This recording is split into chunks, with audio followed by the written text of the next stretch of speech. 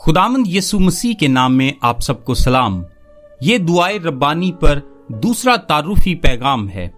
गौर करें कि इस दुआ का, जो कि दरअसल हमें एक नमूने के तौर पर अता की गई है, आगाज कैसे होता है। मत्ती 6 बाब 9 आयत में यूं मरकूम है, पस तुम इस तरह दुआ किया करो। इसके लिए यूनानी अल्फाज हैं हुतोस ऊन, जिसका तर्जुमा यह है लिहाजा या इसलिए। हम इसका तर्जुमा यूं भी कर सकते हैं, इन अल्फाज या इन हिदायत के मुताबिक। यहां यह नहीं लिखा कि मिनोअन इन्हीं अल्फाज में दुआ की जाए। इस तरह दुआ करो का मतलब ये नहीं कि मिनोअन इन्हीं अल्फाज में दुआ करो। ये अल्फाज हमें दुआ का एक खाका मुहैया करते हैं ताकि हम अपनी तमाम तर दुआएं इसी एक खाके के मुताबिक करें। दरअसल इस दुआ में जिस बात पर जोर दिया गया है वो है खुदा का जलाल, जो कि वाजिब भी है, क्योंकि हर दुआ का अव्वलीन मकसद खुदा को जलाल देना ही है। अपनी मर्जी के मुताबिक खुदा को राजी करने की कोशिश करना दुआ नहीं है, और ना ही अपनी जरूरियात के मुताबिक खुदा को राजी करने की कोशिश करना दुआ है। दुआ करने का असल मकसद तो ये है कि आप खुदा के कादरे मुतलिक होने और उसकी अजमत का इकरार करें और अपनी मर्जी को उसकी पाक और कामिल मर्जी के ताबे कर दें। यह है हकीकी दुआ। हम जानते हैं कि हमारे प्यारे खुदावंद ने यूहन्ना 14 बाब 13 आयत में यूं फरमाया, और जो कुछ तुम मेरे नाम से चाहोगे मैं वही करूंगा, ताकि बाप बेटे में जलाल पाए। दुआ का मकसद ये नहीं है कि खुदा वो काम करे जो आप चाहते हैं या फिर जो मैं चाहता हूं। दुआ का असल मकसद तो ये है कि खुदाए कादरे मुतलिक का जलाल जाहिर हो, सारी इज्जत और सारा जलाल उसके नाम को मिले। दुआ का महवर मरकज खुदा होता है और दुआए रब्बानी भी इसी मकसद की मजहर है। गौर करें कि इस दुआ का आगाज इन अल्फाज से क्यों होता है कि ए हमारे बाप, तू जो आसमान पर है, तेरा नाम पाक माना जाए, तेरी बादशाही आए, तेरी मर्जी जैसी आसमान पर पूरी होती है जमीन पर भी हो। और इस दुआ का इख्तिताम इन अल्फाज पर क्यों होता है? क्योंकि बादशाही और कुदरत और जलाल हमेशा तेरे ही हैं। इन अल्फाज से आगाज और इख्तिताम ये जाहिर करता है कि दुआ का महवर खुदा की पाक जात है। दुआ खुदा को मौका फराहम करती है कि वो अपनी कुदरत और अजमत का इजहार कर सके।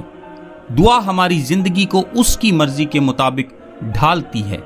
आइए ज़बूर 86 से एक मिसाल देखते हैं। ज़बूर नवीस खुदा के हजूर दुआ करने को है, और इस दुआ के जरिए वो अपने लिए खुदा का रहम, उसका तरस, उसकी इलाही मोहब्बत और उसकी शफकत का तलबगार होता है।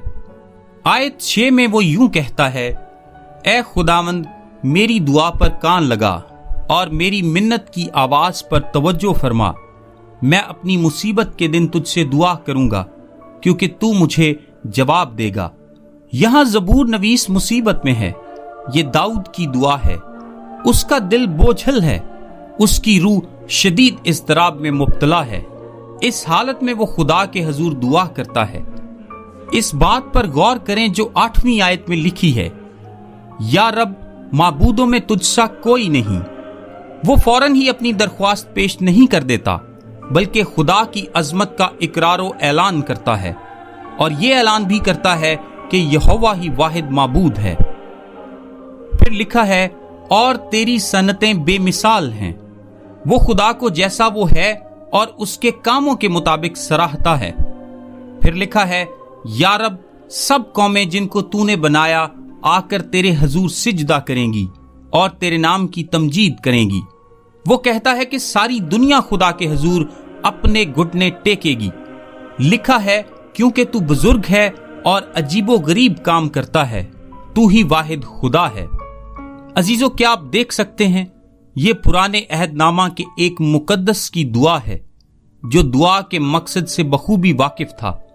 दुआ का मकसद ये है खुदा के आला मर्तबत होने का इकरार करना और फिर अपनी मर्जी को उसकी मर्जी के ताबे कर देना। और 11वीं आयत में हम देखते हैं कि दाऊद नबी ने बड़ी खूबसूरती से ये काम किया। लिखा है, ए खुदावंद, मुझको अपनी राह की तालीम दे, میں تیری راستی میں چلوں گا۔ کیا آپ نے غور کیا کہ اس نے ابھی تک اپنے دل کی التجا خدا کے حضور میں نہیں رکھی؟ یعنی داؤد اس طرح سے کہتا ہے، سب سے پہلے میں اس بات کا اقرار کرتا ہوں کہ تو ہی واحد خدا ہے اور تو جو چاہے وہ کر سکتا ہے، اور میں اپنی مرضی تیری پاک اور کامل مرضی کے تابع کر دیتا ہوں۔ اور پھر 11ویں آیت کے آخر میں وہ بے حد عمدہ اور شاندار جملہ کہتا ہے، لکھا ہے، میرے دل کو یکسوئی بخش تاکہ تیرے نام کا خوف مانوں، یعنی میرے دل کو اپنے دل کے ساتھ ایک کر دے۔ یہ ہے دعا۔ دعا کا مطلب ہے ارادتاً اپنی مرضی کو خدا کی مرضی کے تابع کر دینا، اس کے آگے سر تسلیم خم کر دینا۔ 12ویں آیت میں وہ کہتا ہے کہ چاہے کچھ بھی کیوں نہ ہو جائے، لکھا ہے، یا رب میرے خدا، میں پورے دل سے تیری تعریف کروں گا، میں ابد تک تیرے نام کی تمجید کروں گا۔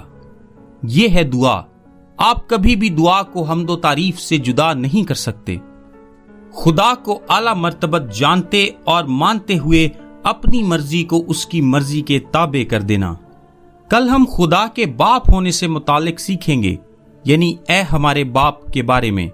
میرا نام تابش قاضی ہے اور یہ میسج آپ کو ڈیلی ورسز کی جانب سے بھیجا گیا ہے۔